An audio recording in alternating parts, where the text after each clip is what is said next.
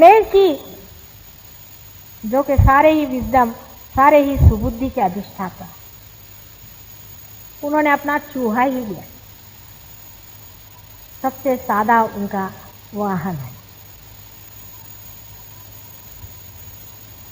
ये बड़ी भारी बात है। कितनी नम्रता होनी चाहिए। जिस आदमी में सुबुद्धि होती है उसकी समझ में आता है कि इन बाह्य उपकरणों से आप किसको यहाँ इंप्रेशन दे रहे हैं। आपके पास मोटर होगा तो होगी, हमारे किस काम की। बाह्य के कपड़े पहना, बाह्य से लोगों को दिखाना, ये कोई पवित्रता के लक्षण नहीं। ज्यादातर आप देखेंगे सिनेमा एक्ट्रेसेस होती हैं सफेद साड़ियां पहन के घूमेंगे, ऊपर पवित्रता के लक्षण लेके घूमना से कोई पवित्र नहीं होता। पवित्रता अंदर की थी। ये इस सिंबल का यह है कि मनुष्य के लिए उसकी पवित्रता उसके साथ, किसी और के लिए नहीं है। जो पवित्र है वो अंदर है, बाह्य में नहीं है, शोबाजी में नहीं है। मीरा बन के, और बहुतों ने लूटा है संसार में, मीराबाई बन गए और इसको लूट उसको खसोट। पवित्रता हमारी अपनी चीज, अपनी प्राइवेट चीज, उसके बारे में बोलने की भी जरूरत नहीं, वो प्रकटित होती है। आपके मुख से ही उसका तेज दिखाई देता। कोई औरत पवित्र होती है फौरन दिखाई देता है औरत पवित्र है, और आदमी भी उसको फिर छेड़ते नहीं, दूर ही रहते। रावण जैसा आदमी डर गया। पर अपने देश में आदमी लोग ये नहीं समझते कि उनको भी पवित्र रहना बहुत जरूरी है। वो सोचते हैं अपवित्रता का ठेका सिर्फ औरतों ने लिया। ये जिस दिन आदमी के समझ में आ जाएगा उसी दिन हमारी समाज व्यवस्था में संतुलन आ जाएगा। नहीं तो इंग्लैंड की औरतों को देख लो, उन सबको ठिकाने लगा दिया। सब आदमियों का अच्छा हाल बनाया हुआ है। सब वहां घाटी बन के घर में रात दिन मेहनत करते रहते हैं, औरतें उनके सर पे बैठी रहती। इसलिए अपने घर में जो स्त्री है उसकी पवित्रता की रक्षा करना, उसकी पवित्रता की दाद देना, और स्वयं भी पवित्र बन करके उसके पवित्रता को चार चांद लगाना हर एक पुरुष का कर्तव्य है। अगर 10 औरतें पवित्र है और उनके अगर पति पवित्र नहीं है तो 10 में से 5-6 जरूर खराब हो जाएंगी। ये सोच करके कि हमारे पति अगर सीधे रास्ते नहीं चल रहे तो हम काहे को ठीक बने रहे। और अगर आप पवित्र हैं तो आप किसी को कुछ देते नहीं, आप खुद ही पाते हैं। एक पवित्र इंसान अपनी एक तेजस्विता लेकर के रहता है, एक उसकी शान होती है। शास्त्री जी का आपको उदाहरण है, थोड़े दिन उन्होंने इस संसार में रहे, लेकिन आज भी लोग उनके नाम को सुनते रोने लग जाते हैं। उनके मरने के बाद भी किसी ने उनके खिलाफ किताबें नहीं निकाली कि इस औरत के पीछे में भागते थे, कि वो करते थे। ये ओछेपन की बातें हम जब अपनी जिंदगी में कर रहे हैं तो जिंदगी के बाद तो लोग निकालेंगे ही। ऐसे आदमी का कोई मान भी नहीं करता। जबानी जमा खर्चा आप देख लीजिए किसी को भी।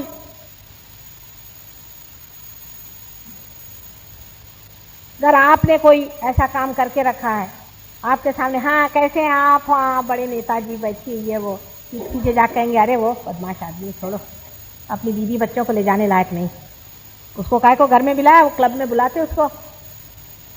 ऐसे लोग कहते हैं ना, आप लोग भी कहते हैं कि नहीं? तब फिर अपने जीवन में भी उसी तरह का होना चाहिए कि लोग कहें एक आदमी ऐसा है कि सवेरे देख लीजिए तो हाँ हाँ ये कहाँ से देवता चले आए। लेकिन आप सोचते हैं कि दूसरा ऐसा हो। मैं कह रही हूं आप ऐसे होइए। हर एक आदमी ऐसा हो सकता है अगर उसकी कुंडलिनी जागृत हो जाए और वो पार होकर के अपने को स्थित कर ले। कितना शक्तिशाली और सबल हमारा देश हो जाए जिस दिन हम लोग अपने को पूरी तरह से बदल के पवित्रता के धुरी पे खड़े हो जाए।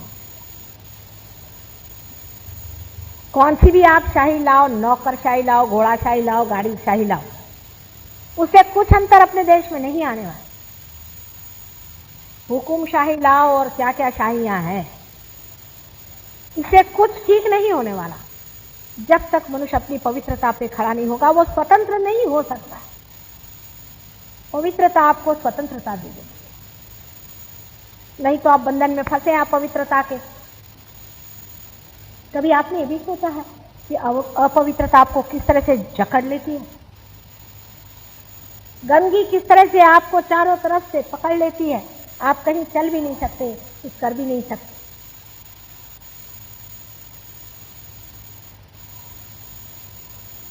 जब तक आपके अंदर ये सुंदर चीज पूरी तरह से प्रकाशित नहीं होती है, आपके अंदर वो सुगंध जब तक नहीं फैलती, तब तक आपके जीवन का कोई लक्ष्य नहीं।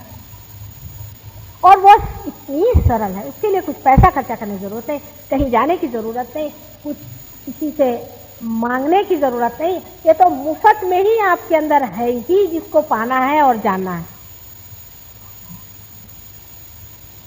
फिर जब आप ही ठीक होंगे, आपके बच्चे भी ठीक होंगे।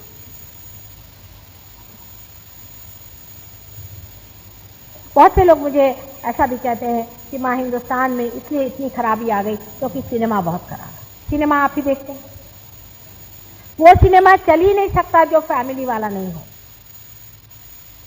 तो फैमिली वाले सिनेमा में जो खराबियां हैं उसको निकालिए, जिससे आपके बच्चे खराब जाते हैं। उसके लिए मना ही करिए, नहीं ये चीज नहीं चाहिए हमको। इसमें अपना देश फैमिली पे चलता है।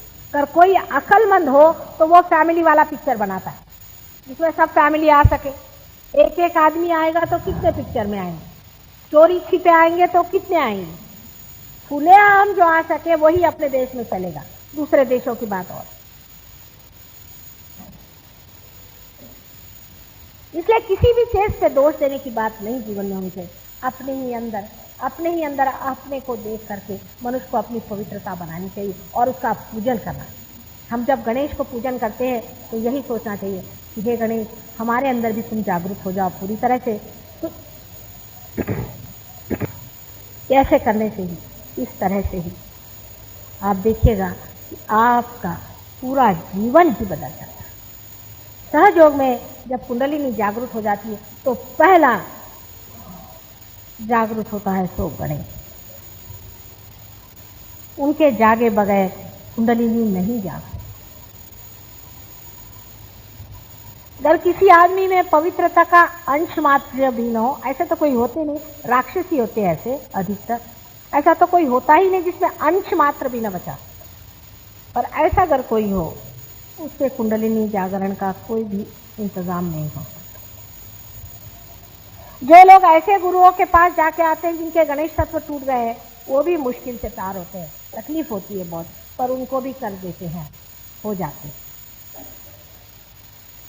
ये पहला तत्व अत्यंत महत्वपूर्ण है, उसको नमस्कार करके आपको ध्यान में जाना चाहिए। और पार होने के बाद भी इस तत्व को सबसे ज्यादा संभालना चाहिए। उसको किसी से कहना नहीं चाहिए, वो अपने अंदर संभालने का। जैसी सबसे बड़ी पूंजी संसार में, सबसे बड़ा हीरा आपके पास है, उस तरह से इसको जपना है। मैं कोई नई बात नहीं बता रही हूँ और पुरानी बात आजकल लोगों को भाती नहीं, लेकिन जो असली बात है वो हमेशा ही नई रहती है, क्योंकि झूठी बात खड़ी होकर मिट जाती है और असली बात हमेशा ही बनी रहती है। इसीलिए उसे अविनाशी सत्य कहा जाता है। आज एक ही चक्र पे मैं बोली हूँ, इसके अलावा अभी आप लोगों को सबको पार कराना है और आप लोग सब बहुत चाहते हैं। गणेश की वंदना करके हम लोग ध्यान करेंगे, लेकिन आप पहले मुझे कुछ सवाल पूछना हो तो पूछ लीजिए। थोड़ा पानी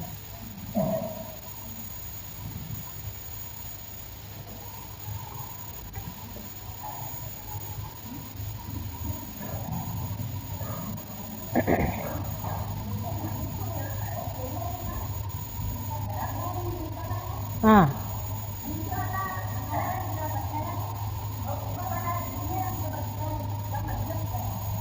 अब ये जब मैं वो बताऊंगी ना तब अच्छा,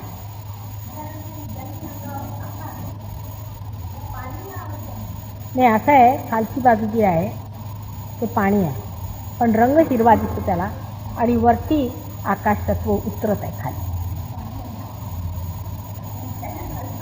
पृथ्वी तत्व, पृथ्वी तत्व, पृथ्वी तत्व.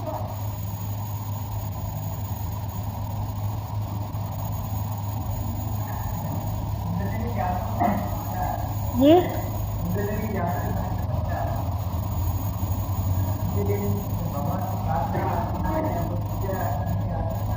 हाँ, वो तो करना होता है. हाँ, पर उसका विधि बहुत फर्क है. जैसे कि आज तक आप लोग करते आए हैं वैसा नहीं होता. माने पार होने के बाद आप ये समझ सकते हैं कि आपका कौन सा चक्र पकड़ा है, क्योंकि आपके उंगलियों में जलन होने शुरू हो जाती जहाँ जहाँ चक्र पकड़ा है. ये चक्र कौन से हैं, कौन से सिंपैथेटिक चक्र हैं. जैसे गणेश तत्व यहाँ पर है, ये गणेश जी का चक्र यहाँ पे होता है. फिर इसमें पकड़ हो जाए तो लेफ्ट में पकड़ हो जाए या राइट में पकड़ हो जाए तो उससे क्या क्या दोष होते हैं, फिर उसको किस तरह से ठीक करना चाहिए. अब अगर समझ लीजिए आपका गणेश तत्व पकड़ा है तो आपको गणेश जी का ही गणेश जी की आराधना करके और अपने गणेश तत्व को ठीक करना चाहिए. पर अगर आपका दूसरा चक्र पकड़ा है तो फिर उसको आपको आराधना करनी चाहिए और उसको ठीक करना चाहिए.